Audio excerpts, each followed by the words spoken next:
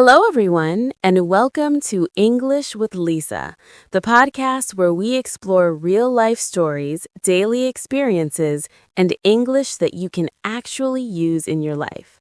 I'm Lisaa, and I'm so happy you clicked to join us today because that means you're ready to learn, explore, and have fun with English at the same time.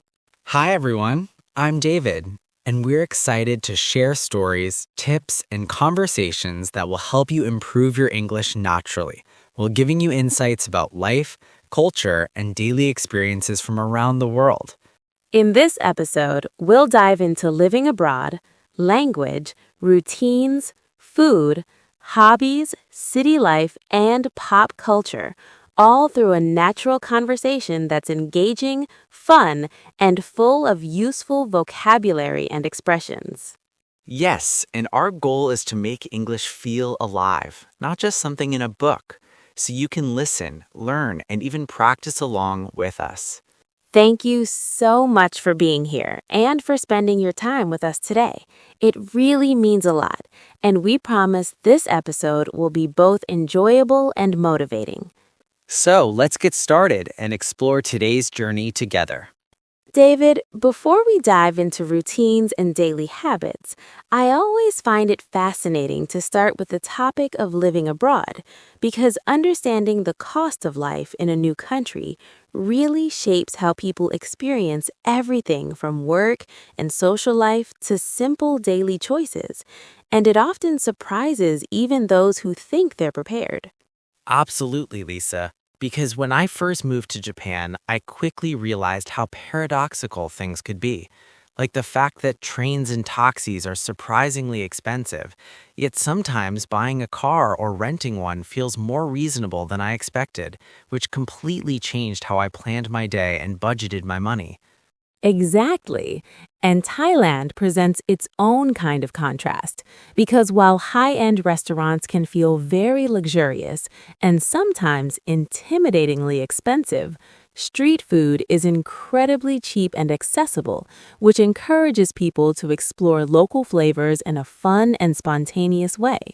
And the UK is yet another example, because car ownership costs can be very high there, while taxis and public transport might be more affordable than people imagine, forcing residents to make constant choices about convenience versus expense, which certainly changes their lifestyle. Housing also plays a huge role because rent or mortgage prices in major cities can feel overwhelming, and that often dictates where people live, how long they commute, and even what kind of social life they can afford to maintain without feeling stressed. And it's not just housing. Food and transport costs affect daily life in ways that aren't obvious at first. Even small decisions like choosing between cooking at home or eating out, or deciding whether to take a bus or a taxi accumulate over time and influence how people feel about living abroad.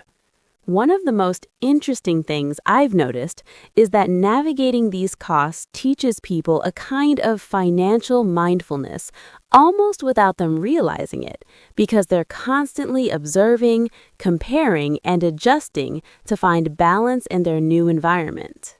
Exactly, Lisa. And humor often helps because some choices seem completely illogical until you understand local culture, which makes every small interaction, from paying for a train ride to ordering lunch, feel like a mini lesson in adaptation and patience. Over time, people start to appreciate the small wins, like finding an affordable meal that's delicious or discovering a shortcut in public transport. And these small victories build confidence and even create a sense of adventure in everyday life. And even though the cost of living can feel stressful at first, it also encourages creativity and exploration because people begin discovering new experiences that are affordable, fun, and culturally enriching, which ultimately shapes their perception of the country itself. So, living abroad is about more than money.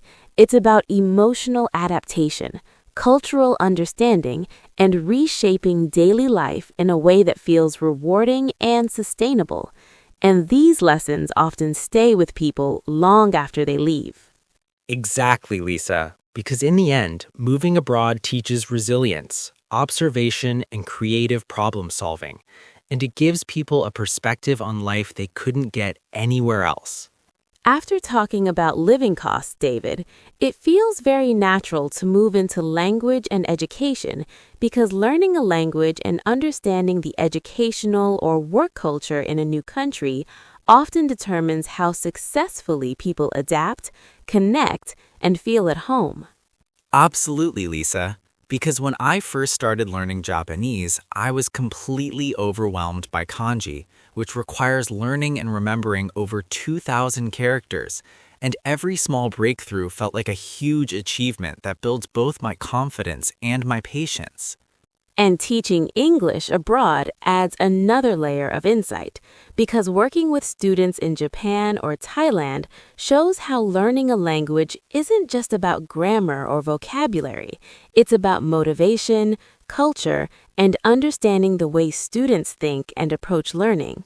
And school subjects wildly vary across countries, which can surprise newcomers. Students might have very different schedules for math, French, Japanese, physics, or English, and teachers need to adapt their methods to fit those systems, which is both challenging and rewarding. And running extracurricular programs like coaching cross-country teams or swimming lessons shows that education extends beyond the classroom because students learn discipline, teamwork, and resilience in ways that textbooks alone could never teach. Exactly. And coaching a 5-kilometer run versus a swimming practice requires understanding each group's energy, motivation, and strengths, which mirrors real-life skills in observation, patience, and communication. Learning a language also depends heavily on daily exposure because immersion in conversation, media, and local culture helps internalize expressions, intonation, and subtle meanings that textbooks can't fully explain. And teaching English simultaneously reinforces your own understanding because explaining grammar, vocabulary, or pronunciation forces you to see things from the student's perspective, and even humor or gestures become teaching tools that enhance learning. Language and education together form a foundation for integration, social connection, and confidence because people who understand the language and cultural expectations are more empowered to navigate their new environment smoothly. And the best part is that learning never stops. Every challenge, mistake, or breakthrough becomes part of the journey, which keeps life exciting, engaging, and full of personal growth when living abroad. So, in the end, language and education aren't just practical, they're deeply personal, shaping how people experience a new culture, build relationships, and find a sense of belonging wherever they are. Exactly, Lisa. And that combination of learning, teaching, and experiencing culture is what makes living abroad so enriching and unforgettable. Now that we've talked about money, language, and education, David, I think it's the perfect time to talk about holidays because holidays quietly organize our lives and help us remember time not as numbers but as emotions and experiences. When people look back at a year, they rarely remember random days, but they clearly remember holidays, celebrations, and moments shared with others. I completely agree, Lisa, because without holidays, the year would feel like one long routine with no breaks, no excitement, and no emotional highlights. Holidays give people something to look forward to, and they also help people mentally reset when life feels repetitive or tiring. Let's start at the beginning of the calendar because January sets the emotional tone for the entire year in many cultures. January usually begins with New Year's Day, which represents fresh starts, new hopes, and the feeling that we can leave old problems behind. Yes, and many people use this moment to make resolutions, which are personal promises about improving habits, health, or life direction. The interesting thing is that people feel very motivated at the start, but that motivation often slowly disappears as daily life returns. That's very true because excitement is strong in the beginning, but discipline is what really keeps change alive over time. January can feel both hopeful and stressful at the same time, especially when people place too much pressure on themselves to change everything at once. Then February arrives, and emotionally it feels very different because it introduces Valentine's Day, which focuses on love, relationships, and connection.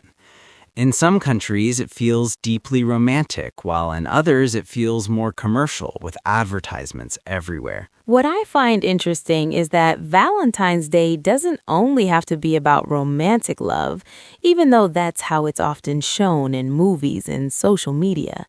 Many people now use it as a day to appreciate friends, family members, or even themselves, which changes its meaning completely. That shift is important because it shows how traditions evolve over time depending on society and personal values. February is also a shorter month, which sometimes makes it feel like time is moving very quickly early in the year. March often feels like a turning point, especially in places where winter has been long and emotionally heavy. People start to feel lighter because spring is approaching, and that change affects mood, energy, and social life. One of the most colorful celebrations in March is St. Patrick's Day, which has become popular far beyond Ireland. People wear green clothes, decorate with symbols, and enjoy the playful spirit, even if they have no personal connection to Irish culture. I love how this holiday shows that cultural celebrations don't have to be limited to one group of people. It becomes a shared experience where the joy matters more than the origin. April brings a very different energy because it includes April Fool's Day, which is all about humor, jokes, and playful tricks. While laughter is the goal, people quickly learn that timing and kindness are important because not every joke feels funny to everyone. April is also connected with Easter, which has both religious and social meanings depending on the person.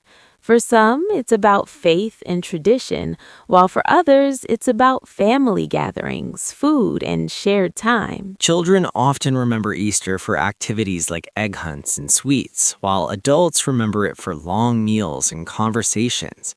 It's interesting how the same holiday creates completely different memories depending on age and experience. As we move into May, the atmosphere usually becomes warmer and more relaxed, which naturally affects people's moods.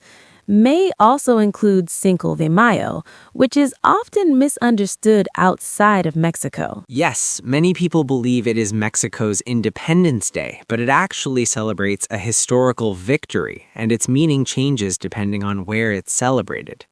In some places, it becomes more about food, music, and social gatherings than history. June is a very special month because of the summer solstice, which usually falls around June 21st and marks the longest day of the year. Longer daylight hours often make people feel more energetic, social, and motivated to be outside. Sunlight has a strong effect on emotions, even if people don't always realize it. When days are longer, people tend to sleep differently, socialize more, and feel mentally lighter. July is often associated with strong national pride and celebration, especially in the United States with Independence Day on July 4th. Fireworks, outdoor meals, and large gatherings create memories that people carry for years. It's a holiday that feels loud, social, and energetic, which makes it very different from quieter holidays earlier in the year. Many people also connect July with summer freedom and time off from work or school. August has a very unique feeling because it often feels slower and quieter despite being part of summer. Many people take vacations during this month, which changes the rhythm of cities and workplaces. August is also a popular month for birthdays, and summer birthdays feel very different from winter ones because celebrations often happen outdoors. The weather allows people to gather casually without much planning. September marks another emotional shift because it feels like a fresh beginning even though it's not January. Schools reopen, routines return, and people mentally prepare for the final part of the year. Labor Day often comes in early September, and it represents both appreciation for work and the symbolic end of summer. For many people, it feels like a quiet goodbye to vacation time. October brings one of the most playful and creative holidays, which is Halloween. People enjoy dressing up, decorating homes, and temporarily becoming someone else through costumes. Children experience Halloween as excitement and candy, while adults often enjoy the creativity and social aspect. Some people love scary themes, while others prefer humor and imagination. November feels calmer and more reflective, especially as days become shorter and colder in many places. Thanksgiving is a holiday that encourages people to slow down and focus on gratitude. Families gather, share large meals, and often watch sports together, creating strong emotional memories. Food, especially turkey, becomes a symbol of comfort and tradition. December is emotionally powerful because it combines endings and celebrations at the same time. Christmas brings decorations, music, family gatherings, and also a lot of emotional expectations. For some people, December is joyful and warm, while for others it can feel stressful and overwhelming. End-of-year reflection often makes people think deeply about what they achieved and what they want to change. December birthdays can feel both special and challenging because they share attention with major holidays. Some people love it, while others feel their birthday disappears into the season. When we look at the entire calendar, it's clear that holidays do much more than just mark dates.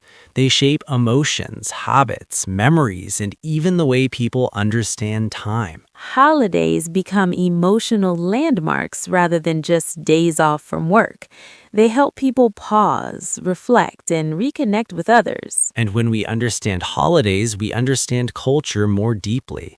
That understanding helps us communicate better and feel more connected wherever we live. Exactly. Because time is not just measured by clocks and calendars, but by moments that matter. Now that we've talked about how the year is shaped by holidays, David, I think it makes sense to zoom in closer and talk about daily routines, because our everyday habits quietly control our energy, mood, and productivity more than we often realize.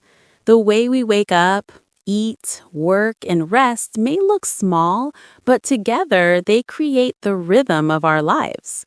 I agree completely, Lisa, because when people move to a new country, one of the first things that feels strange is how their daily routine changes without them planning it. Even simple things like waking up time, meal timing, and commuting suddenly feel different. And that difference affects both the body and the mind. Let's start with waking up, because mornings often decide how the rest of the day will feel emotionally and physically. Some people wake up very early, around 6 in the morning, while others prefer waking closer to 8, and both choices create very different experiences. Yes, waking up at 6 can feel productive and calm, especially when the world is still quiet and there are fewer distractions. At the same time, waking up at 8 can feel more relaxed and natural for people whose bodies don't function well early in the morning. This connects directly to the idea of the body clock, which is the natural system inside us that controls sleep, energy, and alertness. When people fight their body clock instead of listening to it, they often feel tired, irritated, or unfocused throughout the day.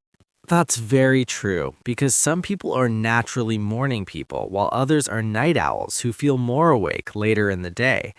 Neither is better or worse, but problems appear when work schedules don't match natural energy patterns. Morning habits also say a lot about lifestyle because the first few minutes after waking often set the emotional tone for the day. Many people immediately check their phones in bed, scrolling through messages, news, or social media before even sitting up. Yes, and while that habit feels comforting or entertaining, it can also increase stress without people noticing. Reading news or messages first thing in the morning can fill the mind with noise before the day even begins. Some people choose a different approach, like drinking a glass of water, stretching, or even going back to sleep for a few minutes. These small choices can create a calmer start and help the body wake up more gently.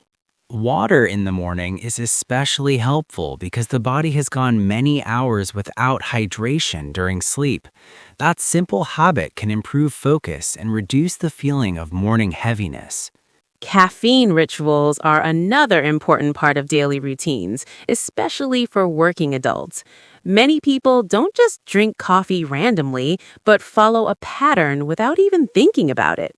I'm a perfect example of that because I usually drink 3 cups of coffee a day at very specific times, which makes it feel like a personal ritual. My first cup is around 8 in the morning, the second around 10, and the last one around 2 in the afternoon.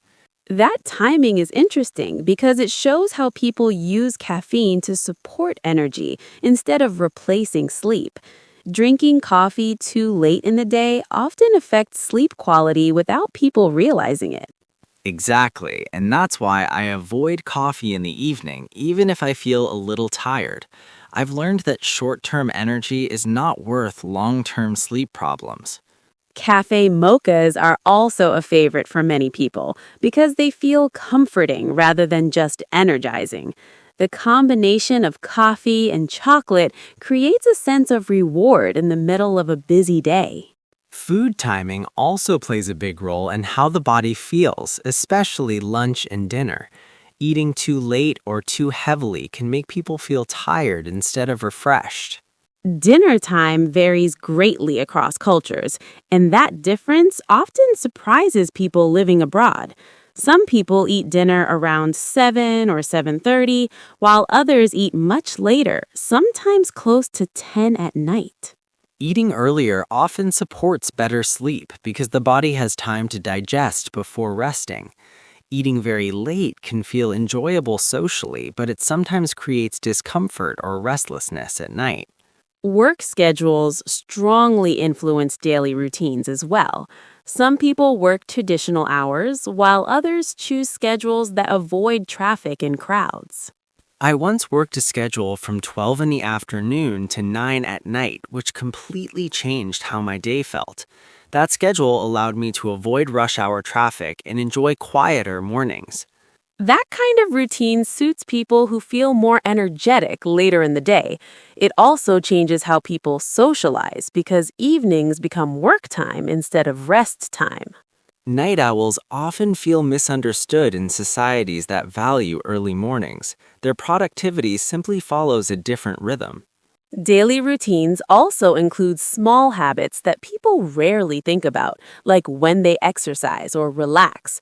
Some people exercise early to feel energized, while others prefer evening workouts to release stress. The important thing is consistency rather than perfection. A routine that fits your body and lifestyle is better than copying someone else's schedule. Living abroad often forces people to rebuild routines from scratch. Familiar habits disappear and new ones slowly form. That process can feel uncomfortable at first, but it also offers a chance to create healthier patterns. People become more aware of what actually works for them. Over time, routines stop feeling like rules and start feeling like support systems. They quietly guide the day without demanding constant attention. When routines match the body clock, life feels smoother and less exhausting. When they don't, even simple days can feel heavy. That's why understanding daily routines is not about control, but about awareness. Listening to the body helps people live with more balance. And balance, in the end, is what allows people to enjoy both work and rest without constant struggle. Daily routines may look boring on the surface, but they quietly shape happiness and health. Once people understand that, small changes start to feel very powerful. Exactly, because improving daily life doesn't always require big decisions, but rather small adjustments repeated every day.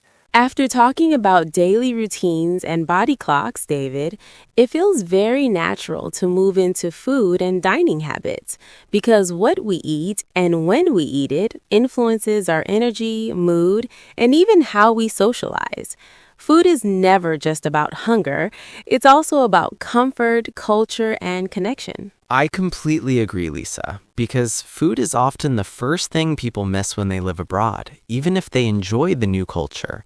Familiar tastes can bring emotional comfort in a way that very few other things can. Let's talk about Thai food first, because Thailand has such a strong food culture that affects daily life in a very visible way. Many meals are quick, fresh, and eaten outside, which changes how people think about cooking and eating. One dish that really represents everyday Thai food is pad kaprao, which is usually made with spicy pork, basil, and rice, and it's both simple and full of flavor. People often eat it during busy work days because it's fast, affordable, and satisfying. Another famous dish is tom yum goong, which is a spicy and sour shrimp soup that wakes up all the senses. The combination of heat, sourness, and aroma makes it unforgettable for many people. Thai food often balances many flavors at the same time, which is something people notice immediately. Sweet, salty, spicy, and sour all appear in one meal, creating a very rich experience. Breakfast habits vary greatly from country to country, and this surprises many people living abroad. Some people prefer very light breakfasts, while others need something heavy to start the day. Many people enjoy something simple like toast with butter and jam because it's quick and comforting. Others choose cereal because it feels easy and familiar, especially on busy mornings. In some cultures, breakfast is a full cooked meal with eggs, meat, and vegetables, which feels very filling. That kind of breakfast can give energy for many hours, but it also takes more time to prepare. What's interesting is that people often change their breakfast habits when they move to another country. Convenience, work schedules, and available food slowly reshape preferences. Lunch habits are often connected to work culture. In some places, lunch is quick and functional, while in others, it's a social break. Eating lunch outside with coworkers can strengthen relationships and create informal communication. At the same time, some people prefer eating alone to rest mentally. Dinner timing is one of the biggest cultural differences people notice. Some people eat dinner early in the evening, while others eat very late. Eating around 7 or 7:30 often helps digestion and sleep because the body has time to process food. Eating closer to 10 can feel socially enjoyable but may affect rest. Health experts often talk about listening to your body rather than following strict rules. Each person reacts differently to meal timing. That's true, because what works for one person may not work for another. The key is paying attention to how food makes you feel afterward. Dining out also reflects lifestyle choices. Some people cook at home during the week and eat out on weekends. Sunday nights are especially popular for ordering pizza or going to a restaurant because people want to relax before the new week begins. It feels like a small reward after completing household chores. Restaurants also serve a social purpose. People gather, talk, laugh, and slow down during meals. Food creates shared experiences that people remember long after the meal is over. A simple dinner can become a meaningful memory. Drinks are just as important as food in daily habits. Water, coffee, tea, and soft drinks all shape routines. Coffee culture in particular influences social life and work habits. Cafes become places for meetings, relaxation, and focus. Some people enjoy tea because it feels calming and traditional. Others rely on coffee for energy and concentration. What people drink often reflects personality and lifestyle. Fast-paced routines often include caffeine, while slower routines include more herbal drinks. Living abroad often introduces people to new flavors and habits. Foods that once felt strange can become favorites over time. At the same time, people develop a deeper appreciation for their home food.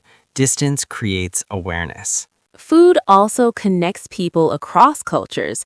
Sharing a meal helps overcome language barriers. Even without perfect communication, eating together creates comfort and understanding. Dining habits show how people live, work, and relax. They quietly reveal cultural values. And once people understand food culture, daily life abroad feels less confusing and more welcoming. Food may seem like a simple topic, but it touches almost every part of life. That's why it's such an important conversation. Exactly, because through food, people learn about patience, balance, and enjoyment. After talking about food and daily habits, David, it feels very natural to talk about personal backgrounds and family, because where we come from often shapes how we see the world and interact with others. People may live abroad for years, but their hometown and family stories quietly stay with them. I completely agree, Lisa, because no matter how far people travel, their roots continue to influence their values, behavior, and emotional responses. Family history often explains why people react to life in certain ways. Let's start with hometowns, because cities leave very strong impressions on people. You grew up in San Francisco, which is a city many people around the world recognize. Yes, San Francisco is on the west coast of the United States, and it's known for its hills, fog, and the Pacific Ocean nearby. Growing up there shaped how I think about diversity, innovation, and outdoor life. Living near the ocean changes how people feel about space and freedom. Many people say coastal cities feel more open and relaxed. That's true, because the ocean creates a sense of movement and possibility. Weather also plays a role, since San Francisco has cooler temperatures compared to many other cities. My background is very different because I come from Glasgow in Scotland, which has its own strong character and history. The city is known for its resilience, humor, and strong sense of community. Glasgow feels very social and expressive. People often talk openly, joke easily, and value friendships deeply. Family jobs also shape childhood experiences. What did your parents do when you were growing up? My mother worked as a manager, which taught me about responsibility and leadership. My father worked in tree cutting, which showed me the importance of physical labor and patience. Those two jobs represent very different skills and lifestyles. Seeing both must have given you a balanced perspective. Yes, it helped me understand that every job has dignity and value. Hard work looks different depending on the field. In my family, my mother worked as a nurse, which meant she often had long shifts and emotional days. Watching her taught me empathy and the importance of caring for others. Healthcare jobs often shape families deeply because the work doesn't end emotionally when the shift ends. That kind of responsibility stays with people. Fathers also influence education and discipline in different ways. My father worked as a teacher, which created a learning-focused home environment. That kind of home naturally values curiosity and discussion. Education becomes part of daily conversation rather than just schoolwork. Best friends also play a huge role in shaping identity. Childhood friendships often feel irreplaceable. Yes, best friends see us before life becomes complicated. Staying in touch with them creates emotional stability, especially when living abroad. Distance can make friendships harder to maintain, but it can also make them stronger. Conversations become more meaningful. Technology helps a lot with that. Regular calls and messages keep relationships alive across time zones. Talking about age is another topic that feels personal but natural in real conversations. You're 34, while I'm 47, and that difference brings different perspectives. Age influences priorities and energy levels. Younger people often focus on exploration, while older people think more about balance and stability. Marital status also shapes daily life. Being single or married changes routines, decisions, and social expectations. Yes, relationships affect how people spend time, manage finances, and plan the future. There's no single correct path. Family expectations vary greatly across cultures. In some places, family involvement remains very strong throughout adulthood. In others, independence is emphasized early. Neither approach is right or wrong, they simply reflect cultural values.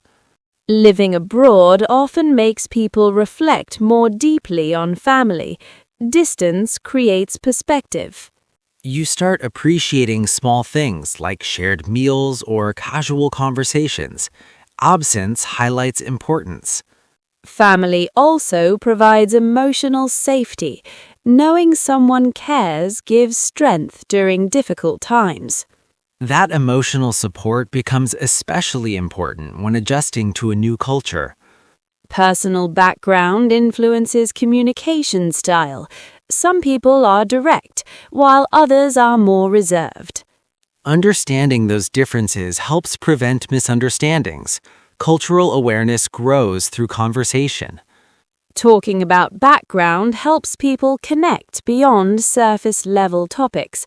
Stories build trust. And trust makes communication more natural and relaxed.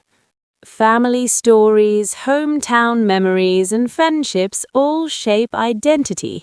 They quietly guide decisions. Even when people change, those early influences remain.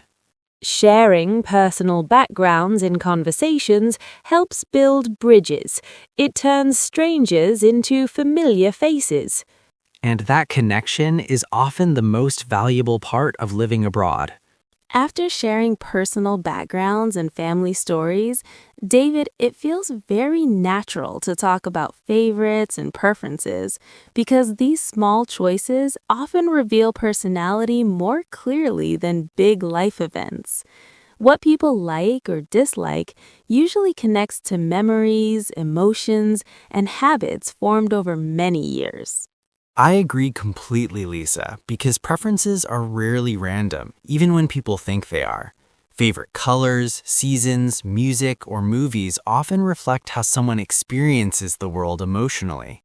Let's start with colors, because people usually have very strong feelings about them. Some colors make people feel calm, while others create energy or discomfort. Purple is a color that many people associate with creativity and depth, while blue often feels calm and trustworthy. Green usually connects to nature and balance, which is why it feels relaxing to many people. Orange and red create very different reactions. Orange often feels playful and warm, while red can feel powerful, intense, or even aggressive depending on context. Some people strongly dislike colors like pink or brown, not because the colors are bad, but because of personal associations. A past experience or cultural message can shape emotional reactions to color. Preferences also show clearly when people talk about seasons. Some people absolutely love winter, while others avoid it if possible. Winter lovers often enjoy snow, quiet landscapes, and activities like skiing or snowball fights. They associate cold weather with coziness and calm. On the other hand, many people strongly prefer summer because of sunlight, warmth, and longer days.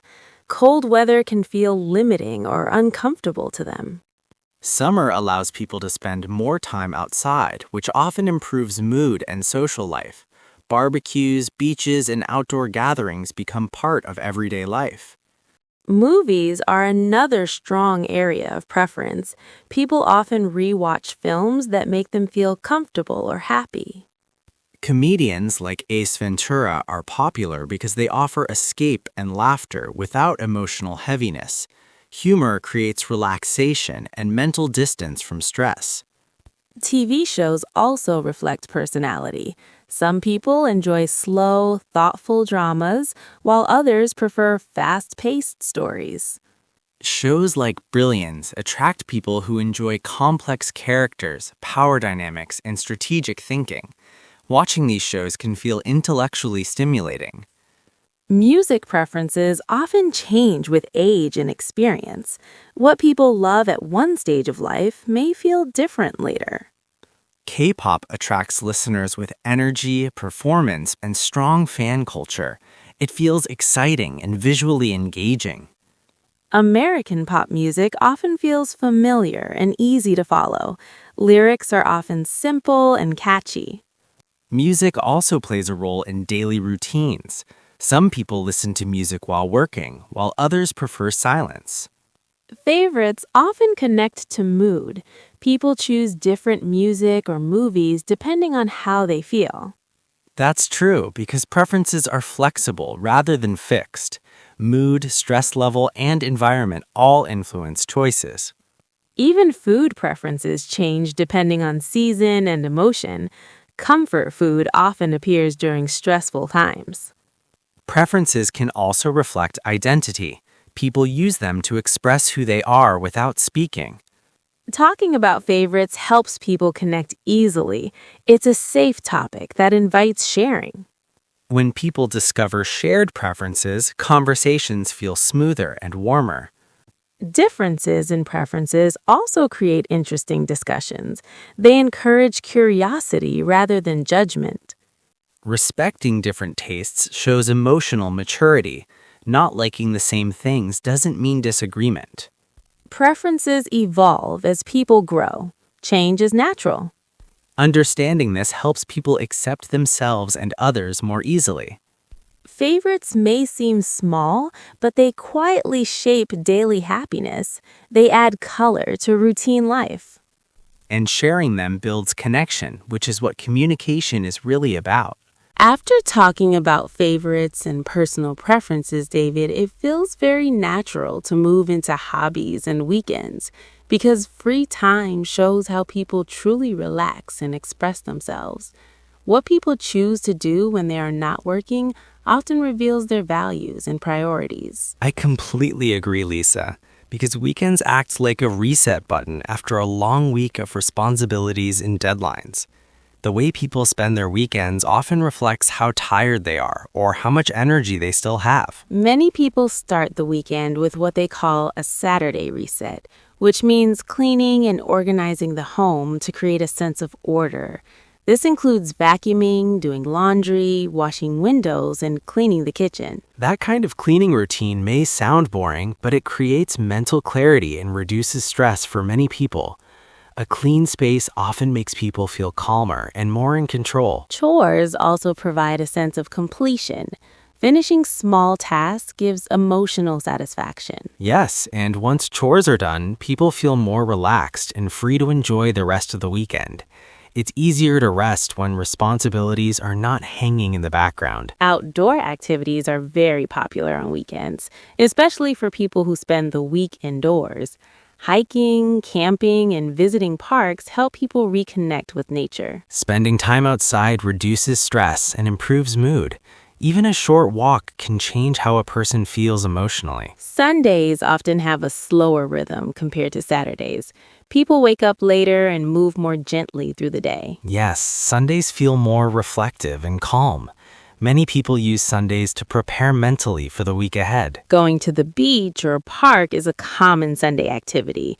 Being near water or greenery creates peace. Nature has a way of grounding people. It reminds them to slow down and breathe. Sports also play a big role in hobbies. Some people enjoy playing sports while others prefer watching. Tennis is popular because it requires focus, agility, and strategy.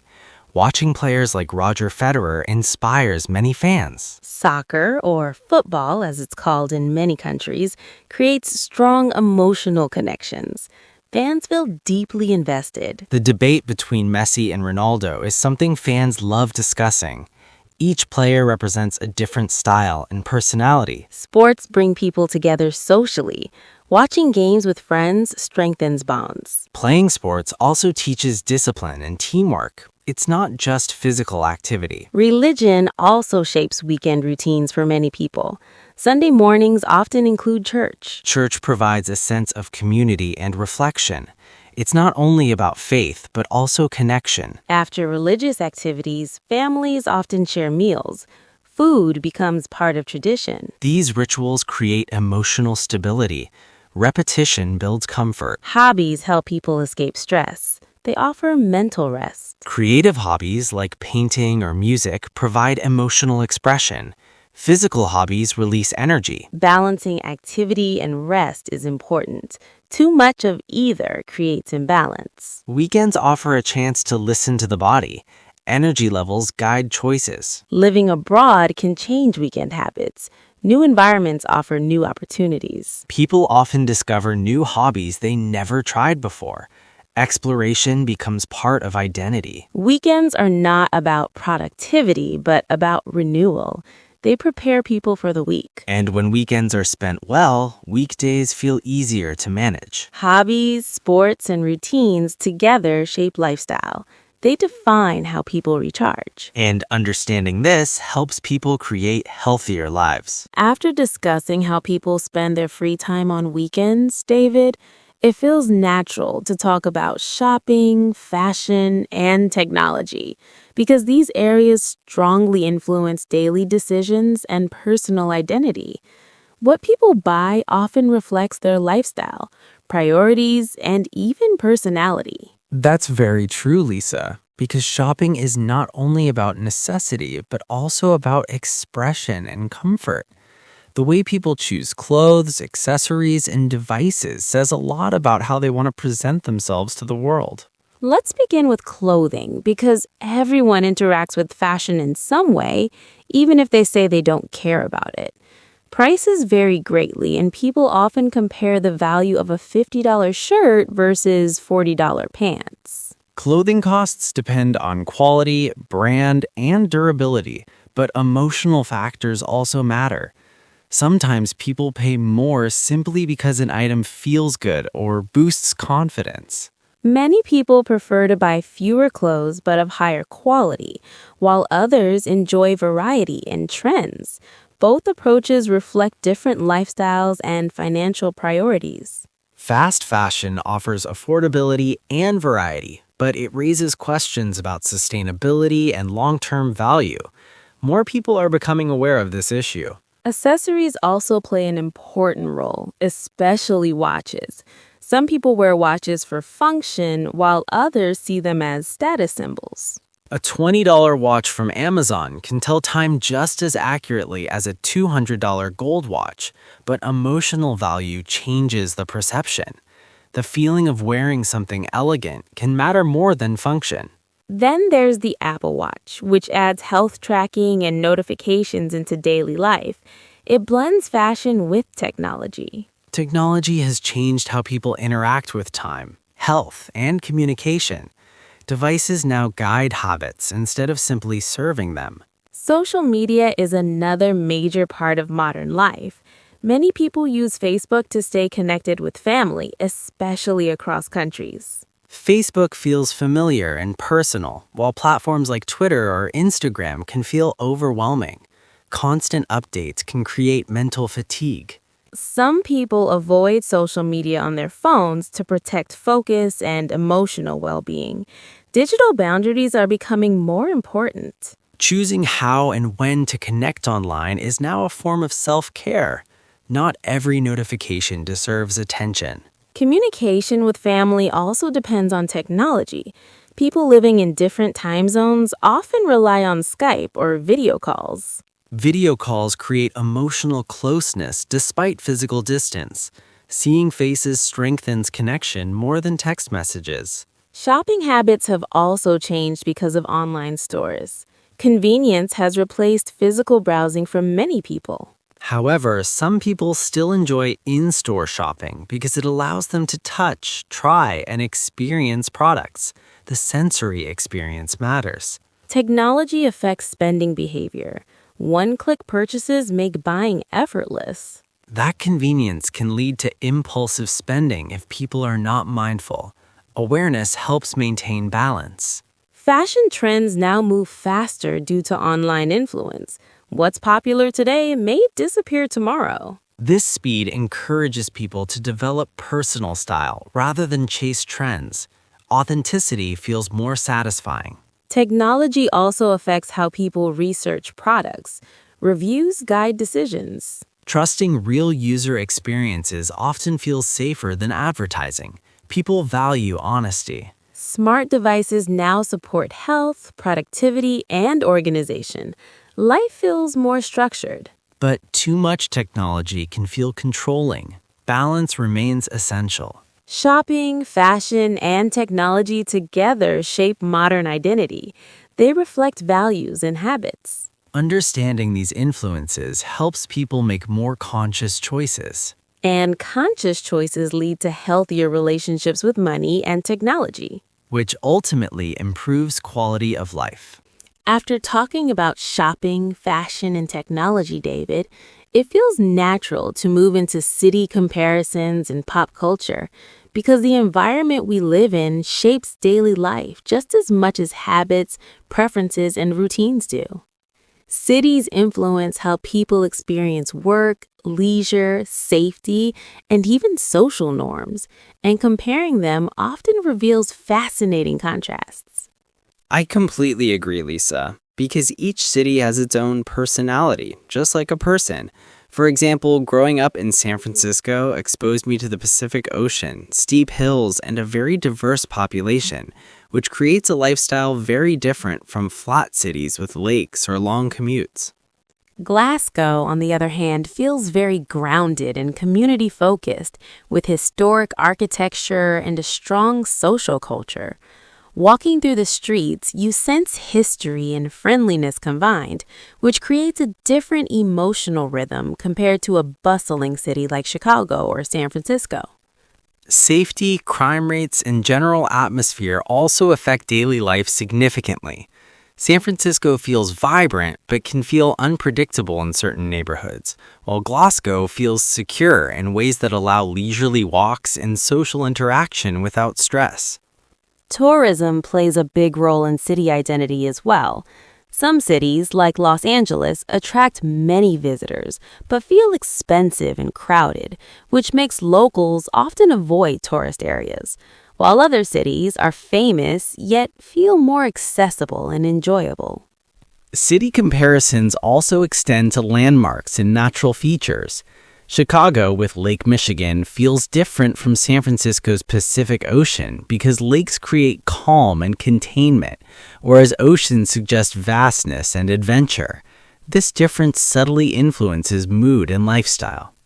Pop culture further shapes how people perceive cities. For example, movies and music often define expectations before visiting a place. Los Angeles is associated with glamour and entertainment, while Glasgow is linked with music and humor, creating unique emotional associations. Pop culture isn't just about cities, it also involves famous people. Describing celebrities like Taylor Swift, Jackie Chan, Beyoncé, or Usain Bolt often create instant connections in conversation because people attach stories, talent, and emotions to their achievements.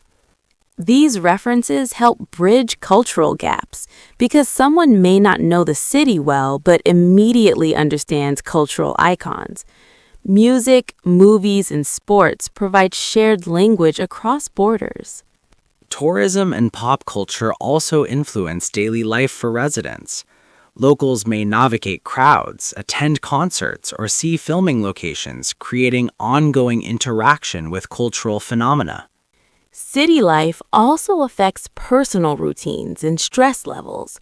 Some cities are fast-paced with long commutes, while others are slower, allowing more time for hobbies, outdoor activity, or family. People living abroad notice these differences immediately. Moving from a city with small apartments and expensive taxis to one with affordable housing and public transport changes how people plan their day. City food culture is another dimension of daily life. Local cuisine, street food, restaurants, and markets all shape social habits and preferences. Technology and social media amplify city experiences. Instagram, travel blogs, and TikTok create expectations that often influence lifestyle choices, such as what to eat, visit, or wear. Cities also teach lessons in flexibility, adaptation, and problem solving because urban life demands navigation of public transit, cultural norms, and social etiquette. City comparisons can be playful too. For example, friends often debate which city is better, safer, or more fun, which reflects personal values rather than absolute truths. Even small details like coffee culture, public spaces, or park availability affect quality of life. Some cities encourage outdoor activity naturally, while others require deliberate planning. Understanding city differences helps people plan travel, relocation, or lifestyle changes effectively. Awareness reduces culture shock and improves adaptation. Pop culture also connects cities emotionally. Music festivals, film premieres, and sporting events make cities feel alive and give residents shared experiences. Shared experiences foster a sense of belonging and identity. Whether it's cheering for a sports team or attending a concert, city life creates memories. Ultimately, comparing cities and exploring pop culture shows how environment, culture, and social factors intersect in daily life. They shape routines, preferences, and emotional rhythms. And by observing these patterns, people learn more about themselves and the world around them, which is why city comparisons are more than just sightseeing. They're lessons in lifestyle and culture. Exactly, David, because our surroundings teach us constantly, and pop culture simply makes those lessons relatable, fun, and memorable. David, before we wrap up, I think it's important to spend some time on vocabulary and grammar, because understanding these elements can make your English sound much more natural and help you express yourself clearly in real-life conversations. Today, we can focus on words, phrases, and grammar points that we've actually used throughout our discussion, so listeners can connect them to real situations. Yes, Lisa, I love that idea. Because it's one thing to memorize words from a textbook, but when you hear them in conversation, it becomes easier to remember, and you can practice using them immediately in your own sentences.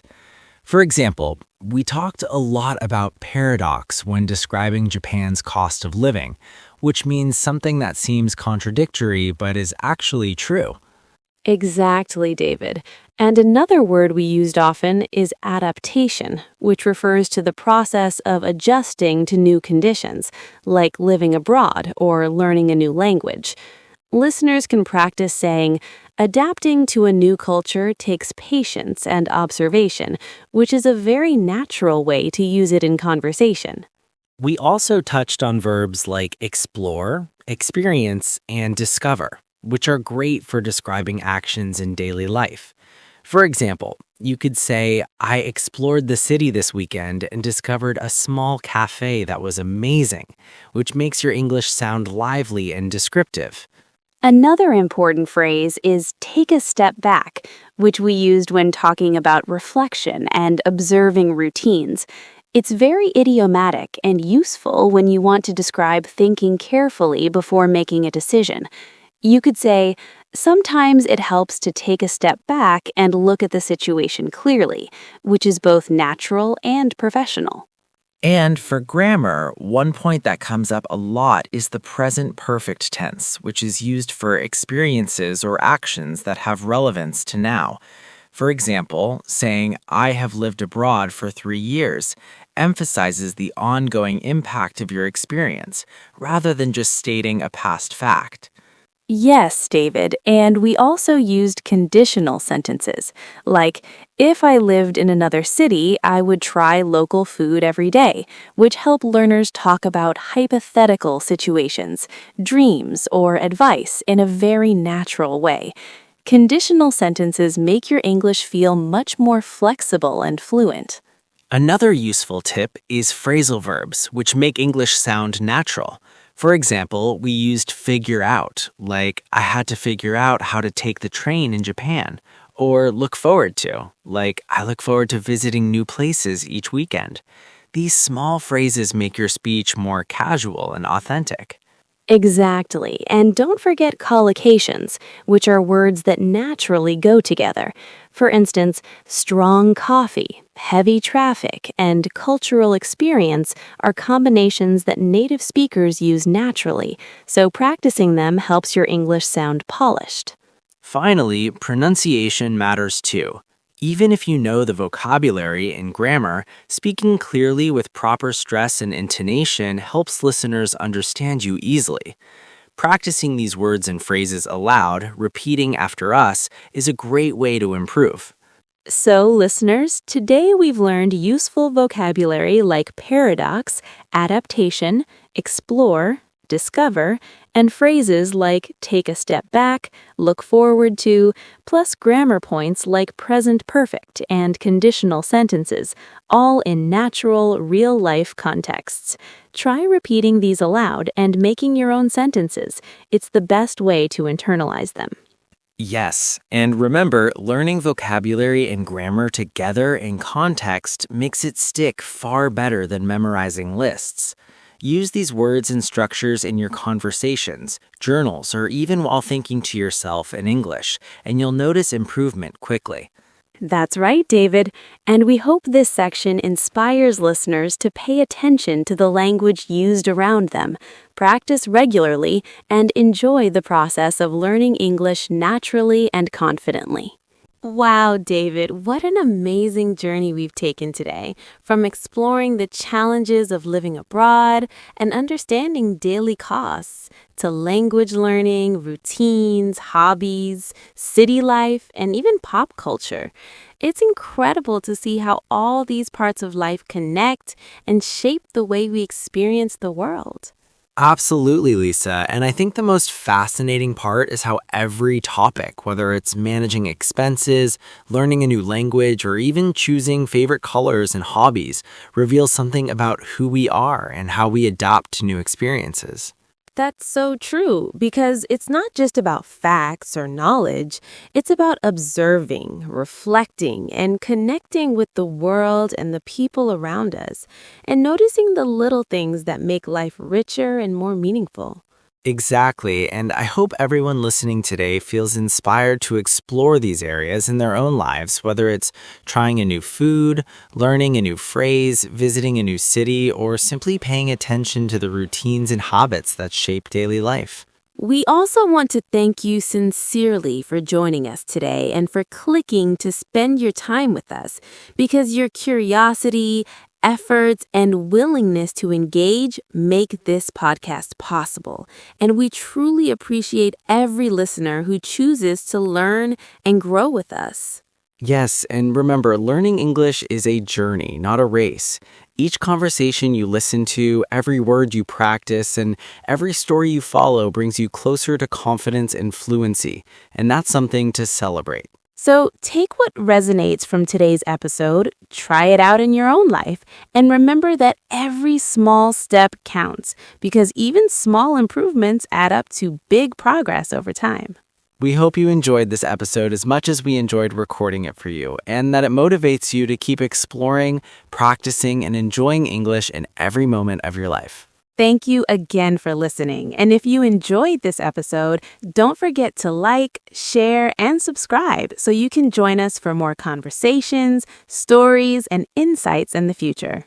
And we'll see you in the next episode, where we will continue to share experiences, learn together, and make English practical, fun, and exciting every single day. Take care, everyone, and keep learning, exploring, and enjoying the journey.